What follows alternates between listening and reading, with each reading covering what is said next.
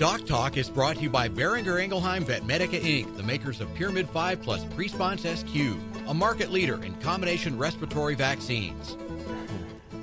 Hey there folks, I'm Dr. Dan Thomson. Thanks a lot for joining us today on DocTalk. We're going to have a great show. Our guest is Dr. Bob Larson, and he is the Coleman Chair and a professor at Kansas State University's College of Veterinary Medicine. We're going to talk about flies, cattle, getting rid of those pesky things. I'm glad that you joined us. Stick around, it's going to be a great show. Say this is a calf that's been run through the chute a few too many times. Going through the chute stresses cattle, causing them not to eat like they should.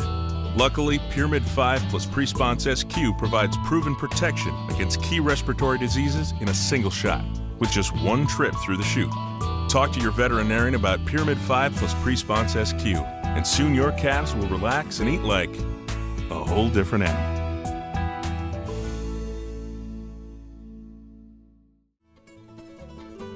Closed caption brought to you by AgriLabs, the perfect pairing of performance and value.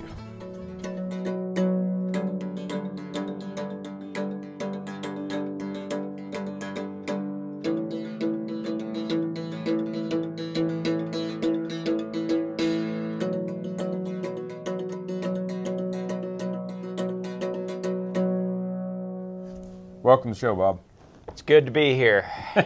Folks, Dr. Bob Larson, and Dr. Larson is the Coleman Chair, and he is a professor in clinical sciences here in the Department of Clinical Sciences at Kansas State University's College of Veterinary Medicine. And Bob has spent a lot of time not only in raising cattle, in practice with cattle, and then extension, and now research with cattle. So. Yeah.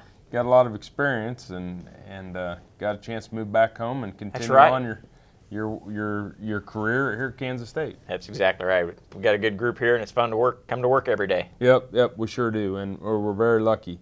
And so we're going to talk about flies, and you know, there's lots of different types of flies and different things that they cause, but let's just kind of jump right in. That's exactly. When you think of summertime, maybe you think about other more pleasant things, but you also think about flies. Yeah. It's the time of year when we deal with flies, and there are a number of different types of flies. And the reason that's important is, well, their populations might peak at slightly different times of the summer. They cause different types of annoyance or problems for cattle, and we control them in different ways. So even though we typically think of flies as just one category of nuisance as flies, but there's actually several different types of flies that cattle producers are concerned about and work to minimize. You bet. Well, let's talk a little bit about some of these different types of flies, and because to me, a fly is a fly. I'm gonna get after it, but there are some that leave you with a little more discomfort than others too. That's right. There's a few really important fly species that we deal with in cattle. For cattle out grazing on grass, probably the biggest ones are the horn fly and face fly, and somewhat also the horse fly. And so we're going to target our control methods really on those particular fly species. When you move cattle into a dry lot or a feedlot situation, then you're talking about stable flies and house flies as a bigger problem. And again, we'll talk a little bit more about this, but those flies have some differences. They have differences in the amount of time they spend on the cattle versus off the cattle, and differences in where they tend to lay their eggs and different parts of the life cycle that's going to impact how we try to control them. Well, all those are going to be important when you start to think about management, products, and things that you're going to implement, because if they don't spend much time on the cattle and that, you probably don't want to spend a lot of time controlling them there. That's exactly right. That's exactly right. So understanding their life cycle and understanding where they like to be is important. Yes, it is. And, and it also impacts other aspects of how they damage or how they cause problems for cattle. Some of the problems we see with flies are just the annoyance. Some of them are blood suckers, so they're going to have a painful bite. They're going to suck blood. They're going to decrease growth performance. They're going to change the behavior of cattle. They'll drive the cattle to the shade or bunching up or getting in water to get away from the flies. All of those are problems both with animal welfare, animal health, and productivity. Another thing that we think about with flies too that comes up is how this affects our neighbors. Our neighbors, Absolutely. other cattlemen, our neighbors that don't raise cattle. One of the reasons we try to control flies is not only for the health and comfort of the cattle, but I don't really want to get phone calls from neighbors that are angry because there's a lot of flies on their property that came from my property. Absolutely. And so those are all reasons that we try to attack these dang things all summer long. We worry about flies, and they take some effort to control. Cool. We're going to take a break. When we come back from the break, we're going to get into talking about some flies on grazing cattle and how to control and prevent that. You're watching Doc Talk, and we're sure glad you joined us. This Meet the Veterinarian is brought to you by Merck Animal Health, the science of healthier animals.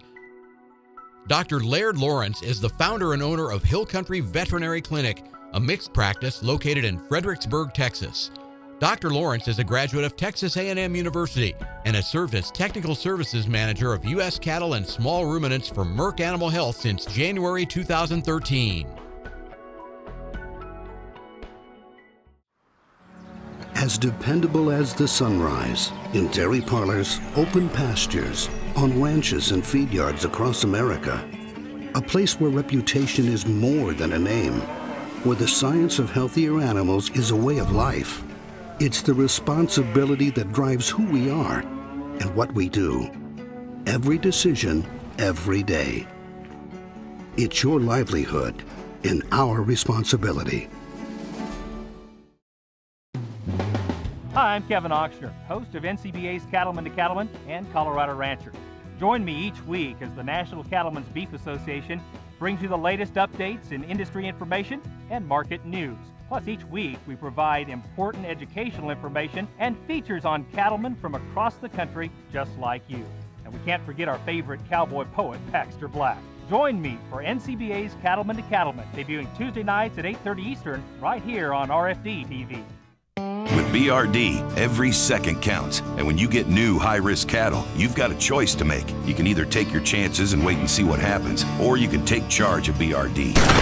Right from the start, treat bacteria up front with Batro 100 Enrofloxacin injectable, now approved by the FDA for BRD metaphylaxis and high-risk cattle. Ask your veterinarian about Batro 100 and make it your go-to drug to control BRD in high-risk cattle or for treatment of BRD. Batro 100, right the first time. The Kansas State University College of Veterinary Medicine is a leader in food animal research and education. Our researchers are constantly expanding the knowledge of animal health and food safety. Through the Veterinary Health Center and the Kansas State Veterinary Diagnostic Lab, we provide practical services for animal producers. Home of the Beef Cattle Institute, the college is committed to animal welfare training and research. The Kansas State University College of Veterinary Medicine, knowledge and service for the future of animal production. This segment is brought to you by Norbrook Laboratories, manufacturers of Enroflox 100, the newest addition to your arsenal for treating bovine and swine respiratory disease. Folks, welcome back to Doc Talk. Dr. Dan Thomson here with my friend and guest, Dr. Bob Larson. And Dr. Larson is a world-renowned bovine practitioner and clinician, professor here at Kansas State University, and we're tickled to death to have you on the show and have you sharing some of this with us. When we're talking about flies, one of the we're going to get into the grazing cattle, but when I was in practice, we had this terrible outbreak of flies next to one of my clients' feeding facilities. Yeah. Well, the field next to us was a cucumber patch that they were raising cucumbers for classic pickles or somebody's pickles. Right. And the cucumbers got too big, and so they wouldn't fit in the jar or something to that nature. So they put them all in a pit for a slurry. And then here came the flies. We got flies like you couldn't believe. But it's like what we were talking about when you left about the neighbor and some of those things. And sorry, maybe it wasn't Vlasic. I don't know the brand name of the pickle. Don't write the pickle company. But anyway, it's things we don't think about. That's exactly right. Flies are, they're very adaptable, and they will find ways to be annoying. Dirty boogers. All right, so let's talk about flies on grazing cattle. Yeah. And some of the things that we have there. Yeah, the two biggest flies that we really are worried about with grazing cattle are horn flies and face flies. And they're actually fairly different in that the horn fly is a biting fly. It's blood meals. And it mostly lives on the back and shoulders of cattle, and sometimes up on their poll. They're called horn flies, but they don't spend that much time up on, not on the horns. Not really on the horns, but the back and the sides. They, like I say, they have a piercing mouth part, so they're going to take blood meals, and that's annoying to the cattle. They'll we see decreased in weight gain performance, decrease in milk production. The stable fly has also been associated with passing mastitis in beef cattle, and so it has a number of problems. It spends almost all of its time on cattle, so most of our control methods are focused on the fact that we can treat the cattle and have an impact on the fly. Yeah, these are the ones that when you see the cow, shake or shiver, and the cloud comes off the cow, and it's boy, I tell you what, and they just constant tail swishing and things to that nature. Yeah, they're a problem. Now, the face fly is the other fly that we really worry about a lot with grazing cattle. It's different. It's a bigger fly if you want to look at them closely or side by side than a horn fly, and they spend most of their time around the face of the cattle. They don't have a piercing mouth part. They suck on the fluids that come out of the eyes and nose and things like that. One of the biggest problems with face flies is they'll cause enough damage around that eye or in that eye, and they move from animal to animal so that they can spread the organisms that cause pink eye in cattle. And that really its biggest effect is the fact that it's spreading the disease pink eye. The flies by themselves are not that annoying to the cattle. They don't really spend that much time on the cattle. They spend most of their time off of the cattle in vegetation, decaying vegetation, things like that, and away from the cattle, and only come back and occasionally feed. And that, again, that impacts the way we're able to attack these animals, or these flies. And again, the real problem is the fact that it's associated with spreading pink eye. Great. We're going to take a break. When we come back from the break, we're going to get into the differences between some of the grazing cattle and the dry lot cattle, and some of the things you think about with flies. Thanks, Bob, for being here today, and thank you for watching More About Flies with Dr. Bob Larson after the break. This segment was brought to you by Brute Cattle Equipment, makers of the Brute Stealth Hydraulic Chute. If the chute fits, swear by it. Visit our website for more information. This tip brought to you by Batrol 100 Enrofloxacin Injectable, now approved for use in controlling BRD in high-risk cattle. Batrol 100, right the first time, whether it's controlling BRD in high-risk cattle or treating BRD. Hi there, and welcome to today's On the Farm tip, sponsored by my friends over at Bear Animal Health. We're going to talk about proper use of antibiotics in food animals. The first thing we want to make sure is that we have a valid veterinary client-patient relationship, so that we make sure we pick the right drug for the syndrome or illness that the animals have. We want to make sure we have the proper route of administration, make sure that we have the proper dosage rates, and make sure that we're doing things that it says to do on the label. We want to make sure that we follow and adhere to label directions for the proper withdrawal time, meaning from the time I treat the animal until the point in time that that animal is clear or ready for slaughter. These are some things that are very important, and that's your On the Farm tip of the day, as sponsored by Bear Animal Health. This hog is head over hoof for meal made from U.S. soybeans. Now, one hog isn't that impressive, but suppose we add another, and another, and another. Before long, you've got billions of hungry customers around the world all clamoring for the same thing. Our soybeans. Learn more about the billion-dollar appetite of animal agriculture at BeyondTheElevator.com. Brought to you by America's soybean farmers and their checkoff. Working your cattle just got easier. Introducing the new VetGun delivery system, a new way to apply topical insecticides to your cattle. The VetGun lets you remotely treat cattle with effective parasite control, so you can do it from an ATV, on horseback, or just walking among the herd. It's that simple. The proven topical insecticide AML VetCap is used with the VetGun. It works fast to control horn flies and lice while minimizing stress on your cattle. Fast, easy, effective. VetGun. Check with your animal health supplier for availability. Valley Vet Supply is devoted to providing information and professional quality products at reasonable prices. ValleyVet.com, ValleyVet.com, Valley Vet Supply. Beef producers asked for it, and Norbrook delivers. Introducing new Enroflox 100, the newest addition to your arsenal for treating bovine respiratory disease. Enroflox 100 is an FDA-approved, ready-to-use injectable antimicrobial solution to treat BRD associated with Mannheimia hemolytica, Pasteurella multocida, and Histophilus somni in beef and non-lactating dairy cattle. Administered SQ as a multiple-day therapy. Consult with your veterinarian today about Enroflox 100, the new choice. TrueTest Group, weighing systems, electronic identification EID, electric fencing, and dairy automation systems help farmers and ranchers around the world manage the performance of their livestock for ultimate profitability.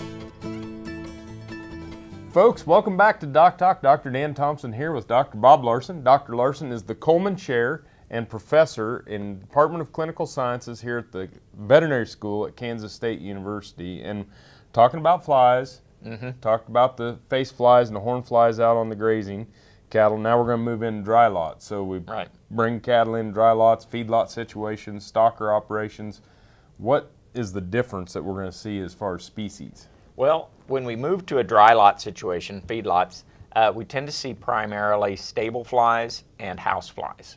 One of the reasons that's a little bit different or important to think about compared to grazing cattle, horn flies, you go. Horn flies and face flies both like to lay their eggs in basically fresh manure pats. Okay.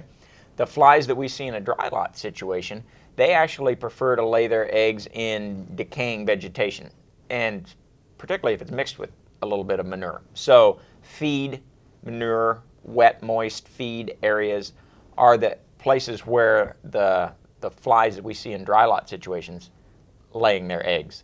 Therefore, when we think about control, we really do focus a lot on not just manure, but other places where the animals will, or the flies will lay their eggs, primarily spilled feed, spoiled feed. So things like sanitation becomes really important, just keeping things as cleaned up, picked up as possible to try to keep the places where those flies can lay eggs down to a minimum. Yeah, and you start to think about, we got to feed hay to calves when we're starting them, but when you get it out in the alleyway and you don't get that clean, your feed alleys cleaned up, or old bale rings.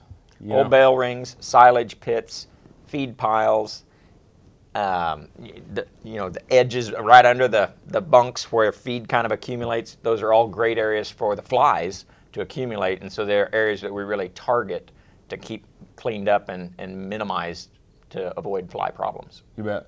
So in the dry lot situation, I think that we always think of more of the issues with flies being more outside of dry lots, but it can be a pretty big deal inside. And so the house flies also are known for transmitting some diseases potentially, correct? Yeah, there's just if you think about where flies move, from animal to animal, from manure to animals and those kinds of things, there's a number of different diseases that they can move around in a cattle operation that we're just trying to suppress as much as possible. And the other thing is, as we went back to the neighbor deal, you don't want to be out there eating your piece of watermelon this summer. No, I don't. And have the flies keep coming. And the other thing is that we have seen that the flies will transmit the E. coli 157. Yeah, there's a number of things. So we really do want to try to keep those populations down as low as possible. In that feedlot environment, the actual middle of the pen, where it's packed down pretty good, that's not where the flies are going to lay eggs and live. Huh. It's going to be along the edges, along the fence rows. It's going to be around the water tanks, particularly if it gets kind of wet and moist there, and just off the yard. As you divert rainwater and off-flow into lagoon pens and things like that, those are areas where the flies can develop as well. Yep. So when you think about a dry lot, you think a lot about sanitation, just trying to get rid of any of those places where the flies like to lay eggs. Keep the weeds mowed down, folks. That's right. All right, well, when we come back, we're going to close up our show on flies. We've been having a great time here with Dr. Bob Larson from Kansas State University, and we're going to have a little more after the break. The BQA Tip of the Day, sponsored by Boehringer Ingelheim Vetmedica, Inc. Hi there, and welcome to today's BQA Tip of the Day, and we're going to talk about heat stress. first thing you need to do is we need to look at the thermal heat index, and as the thermal heat index starts to approach that point of concern of causing heat stress to cattle, we need to discontinue what we're doing. So we don't want to work cattle during the heat of the day or process cattle or ship cattle during the heat of the day, and really pay attention to our humidity, temperature, and wind speed. The next thing you want to make sure is that we provide airflow for cattle during general times in which they're trying to eat or live within the pens. Knock down weeds, build mounds, put up shades, many different things that we can do to provide airflow, to provide shade and relief from heat. That's today's BQA tip of the day.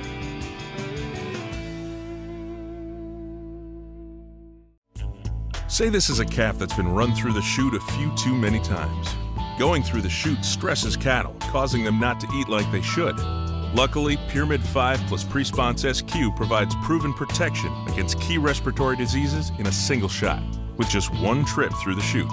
Talk to your veterinarian about Pyramid 5 plus Presponse SQ, and soon your calves will relax and eat like a whole different animal.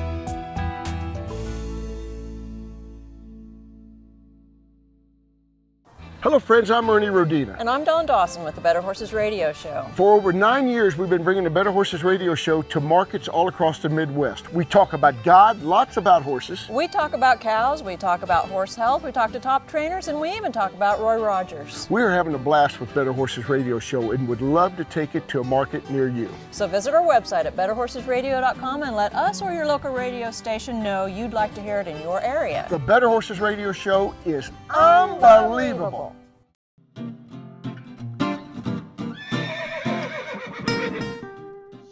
Hello, I'm Dr. Chris Blevins at Kansas State University Veterinary Health Center, and I'm with you for a horse tip. Got to remember that a horse's feet are very important, and there's a aspect of everyday routine, just moving around, and use on the farm or in performance. When you look at a horse's hoof and the hoof capsule, cleaning out the hoof is very important because they can get a lot of debris. They can get rocks inside the grooves of their foot. They could even get a nail. So cleaning out the horse's feet are going to be very important, and assessing on a day-to-day basis, and while you're on rides, taking and having a hoof pick is also going to be important to keeping everything clean and safe. So again, keep your farrier and your veterinarian involved for keeping your hoof healthy and free of debris. This segment is brought to you by the Beef Quality Assurance Program and the Kansas Beef Council, improving animal care and beef safety for more than 20 years. Folks, welcome back to DocTalk. Dr. Dan Thomson here with Dr. Bob Larson, and we're looking at some new contraption here, the vet gun to flies. I'd have to get to be a better shot to pick off those flies one by one with that, I think. Yeah, that's right, that's right. Guns don't kill flies. I kill flies. But anyway, all kidding aside, we're going to talk about, you know, how to control these flies and prevent the flies in the system. And let's start out with the dry lot. Yeah, let's do. Now, remember, because the flies that we're most concerned about in a dry lot situation, they tend to lay their eggs where there's vegetative matter or vegetative matter mixed with manure. And so it's all about sanitation, cleaning up the feed areas, not letting it get wet around watering, waterers, troughs, those kinds of things. So it's really a lot about sanitation, keeping things cleaned up as much as possible. Because the fly doesn't spend much time on the cattle, we don't typically talk about spraying cattle in a dry lot situation. We might spray the premises. These same stable flies, they'll when they're not on the cattle, they'll be on fence rails, they'll be on surfaces around the area. Weeds. Yeah, they're just not on the cattle. Right. So spraying the weeds, spraying the facilities, and those kinds of things, we can do that as a premise spray, as well as there's use of parasitic wasps and other things that attack the little larvae in that stage. Feed through products that wind up in the manure. Yeah, there's several ways we attack them, but in a dry lot situation, it's going to start with sanitation. Sanitation and trying to kill the pupa or the eggs. So That's exactly. Right. What about grazing cattle? Well, in grazing, it's a little bit different. In that situation, the flies, both the horn fly and the face fly, likes to lay their eggs in the fresh fecal pats. Well, out on a big pasture, we're not going to really impact that very much. We're not going to go pick them up. Yeah. Well, it's hard to spray 80 acres. It is. You know? and so it's really about using our chemical controls for these flies in a way that's timely and most effective to get it to the cattle. We've got several ways we can deliver the fly control chemicals to cattle. We can use ear tags. Yep. We can use back rubbers, dust bags, oilers, sprays. All of those are ways to deliver one of several different types of chemicals onto the cattle to control flies. Guns. Yeah. We got guns. That's right. Solution with a trigger. That's right. Exactly. So, yeah, we're trying to deliver the chemicals. Now, the one thing about the manure, I said that we couldn't do much about them. There are some feed-through insecticides that basically, in a mineral mix or otherwise, the cattle consume a product, an insect growth regulator, that then when it passed in the manure and the fly lays an egg there, it disrupts the ability of that egg and pupa larva to develop properly. And those work in some situations. The biggest problem with them is the cattle need to consume that consistently, and flies are moving between herds. If neighbors aren't using that same product, then you don't get the same level of control. So typically we don't talk about controlling the manure in a grazing situation, but there are some tools for that. Well, you've been a great guest today, and as always, some great information for our producers and veterinarians. Good. Well, hopefully everybody can enjoy the summer without a lot of fly problems. Thanks.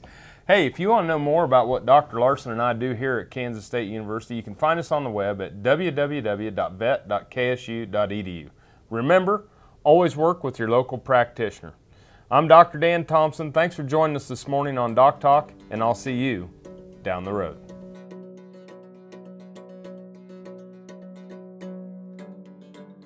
Closed caption brought to you by AgriLabs, the perfect pairing of performance and value.